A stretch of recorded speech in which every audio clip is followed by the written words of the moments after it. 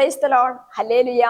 ദൈവവചനത്തിന്റെ അഭിഷേകവും ശക്തിയും എൻ്റെ പ്രിയപ്പെട്ടവരെ നിങ്ങൾക്ക് എല്ലാവർക്കും ലഭിക്കട്ടെ എന്ന് ഞാൻ പ്രാർത്ഥിക്കുന്നു. ഇന്ന് നമ്മൾ പഠിക്കുന്ന തിരുവചനം പുറപ്പാടിന്റെ പുസ്തകം 23-ാം അധ്യായം 25, 26 തിരുവചനങ്ങളാണ്.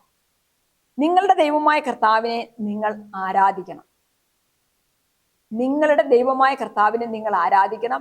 അങ്ങനെ ദൈവത്തെ ആരാധിക്കുമ്പോൾ നമുക്ക് ലഭിക്കുന്ന 4 അനുഗ്രഹങ്ങളെ കുറിച്ചാണ് തുടർന്ന് പറയുന്നത്. ഒന്ന്, അപ്പോൾ ഞാൻ നിങ്ങളുടെ ഭക്ഷ്യവും പാനീയവും ആശീർവദിക്കും. നമ്മളെപ്പോഴും രാപകലില്ലാതെ അധ്വാനിക്കുന്നത് നമ്മുടെ ഭക്ഷ്യവും പാനീയത്തിനും വേണ്ടിയിട്ടാണ്, നമ്മുടെ ഉപജീവന മാർഗത്തിന് വേണ്ടിയിട്ടാണ്. അപ്പൊ നമ്മുടെ ഉപജീവന മാർഗങ്ങളെല്ലാം ദൈവം ആശീർവദിക്കുന്നത്, ദൈവം അനുഗ്രഹിക്കുന്നത് ദൈവത്തെ ആരാധിക്കുമ്പോഴാണ് എന്ന് തിരുവചനം നമ്മളോട് പറയുകയാണ്. വീണ്ടും പറയുന്നു, രണ്ടാമത്തേത്, നിങ്ങളുടെ ഇടയിൽ നിന്ന് രോഗങ്ങൾ നിർമ്മാർജ്ജനം ചെയ്യും. പലപ്പോഴും പലരും പറഞ്ഞു കേട്ടിട്ടുണ്ട്, ഒരുപാട് അധ്വാനിച്ചു, ഒത്തിരി ഉണ്ടാക്കി, പക്ഷേ രോഗങ്ങളുടെ ഒരു പെരുമഴയാൽ ഉണ്ടാക്കിയതെല്ലാം ഹോസ്പിറ്റലിൽ പോയി, മരുന്നിന് പോയി, ട്രീറ്റ്മെന്റിന് പോയി. കർത്താവ് പറയുകയാണ്, നിങ്ങളുടെ ഇടയിൽ നിന്ന് എല്ലാ രോഗങ്ങളും, മഹാമാരികളും മാരക രോഗങ്ങളും ആപത്തുകളും അപകടങ്ങളും എല്ലാം മാറിപ്പോകും, എല്ലാം നീക്കിക്കളയും. എപ്പോഴാ? ദൈവത്തെ ആരാധിക്കുമ്പോൾ. മൂന്നാമതായിട്ട് തിരുവചനം പറയുകയാണ്, ഗർഭഛിദ്രമോ വന്ധ്യതയോ നാട്ടിൽ ഉണ്ടാവുകയില്ല.